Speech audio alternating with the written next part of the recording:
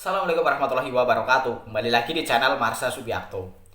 Pada kesempatan kali ini kita akan kembali membahas informasi menarik. Kali ini kembali terkait dengan seleksi P3K di tahun 2024 ini ya. Jadi bagi peserta seleksi P3K gelombang pertama, teman-teman sebentar lagi akan menghadapi seleksi kompetensi gitu ya. Seleksi kompetensi ini merupakan seleksi yang paling berpengaruh untuk teman-teman atau bagi teman-teman untuk diterima sebagai P3K di tahun 2024 ini. Dan kemarin kembali ada informasi atau berita menarik berkaitan dengan seleksi P3K ini. Jadi penentuan kelulusan P3K 2024 itu aturannya ada pada Keputusan Menteri Pan-RB nomor 347 tahun 2024 tentang mekanisme pengadaan P3K tahun 2024. Dan di situ dijelaskan bahwa honorer K2 merupakan prioritas utama diterima sebagai P3K. Kemudian diikuti oleh honorer database BKN dan terakhir adalah honorer atau tenaga non ASN yang aktif bekerja di instansi pemerintah. Jadi tentunya honorer K2 sangat besar peluangnya diterima sebagai P3K di tahun 2024 ini. Contohnya misal nih ada 10 formasi yang dibuka. Kemudian yang mendaftar di 10 formasi tersebut 8 diantaranya adalah honorer K2. Maka berapapun nilainya 8 honorer K2 ini pasti diterima. Kemudian sisanya 2 ini diperebutkan oleh honorer database BKN. Jika masih ada sisa, baru nantinya honorer non database BKN bisa mengisi formasi P3K 2024. Jadi seperti itu ya penentuan kelulusan P3K 2024. Dan untuk lebih jelasnya terkait dengan hal ini, kali ini kita akan coba lihat beritanya ya.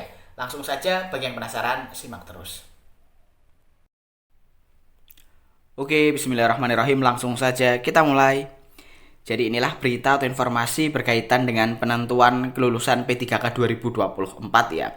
Honorer K2 merupakan salah satu ya yang paling diprioritaskan pada pengadaan P3K 2024. Jadi nanti kita coba lihat skenarionya ya. Diberitakan oleh jpnn.com, judulnya penjelasan BKN soal penentuan kelulusan P3K 2024. Honorer K2 bisa senang nih. Kita coba bacakan ya. Badan Kepegawaian Negara memberikan penjelasan soal penentuan kelulusan P3K 2024. Para honorer, terutama kategori 2 yang sudah menjadi peserta seleksi P3K 2024 bisa senang. Menurut Deputi Bidang Sistem Informasi Kepegawaian BKN Suharmen, penentuan kelulusan P3K 2024 sangat berpihak kepada honorer K2 dan tenaga non ASN database BKN.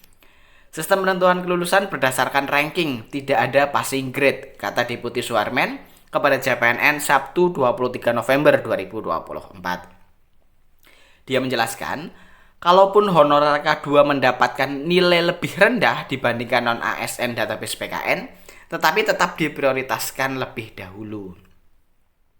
Prinsipnya, kata Deputi Suharmen, sesuai keputusan Menteri Pendayagunaan Aparatur Negara dan Reformasi Birokrasi nomor 347 tahun 2024 tentang pengadaan seleksi P3K 2024. Honorer K2 merupakan peserta prioritas teratas. Artinya, jika masih ada honorer K2, maka habiskan dahulu itu. Jika honorer K2 sudah habis, bisa dilanjutkan dengan peserta kategori lainnya. Senada itu, Deputi Bidang Mutasi Kepegawaian BKN Aris Windianto menjelaskan dari 3 regulasi pengadaan seleksi P3K 2024. Mulai dari Kepmen Pan-RB 347 2024 tentang pengadaan seleksi P3K 2024, Kepmen Pan-RB 348 2024 tentang pengadaan seleksi P3K Guru 2024, Kepmen Pan-RB 347 2024 tentang pengadaan seleksi P3K Nakes 2024. Penentuan kelulusannya berdasarkan sistem ranking. Panselnas akan mengambil ranking terbaik saat penentuan kelulusan berdasarkan skala prioritas. Dia mencontohkan, instansi A menyediakan 50 formasi. Nah, pesertanya ada 85, terdiri dari 10 honorer K2, non-ASN masuk database BKN 55 orang, 20 non-ASN atau non-database BKN. Dari hasil tes, misalnya yang lebih tinggi nilainya non-ASN database disusul non-database. Sedangkan honorer K2 hanya 5 yang nilainya tinggi. Bagaimana penentuan kelulusannya? Berarti 5 honorer K2 yang nilainya tinggi masuk. Sisanya yang 5 ini tetap masuk juga karena mereka paling prioritas terangnya.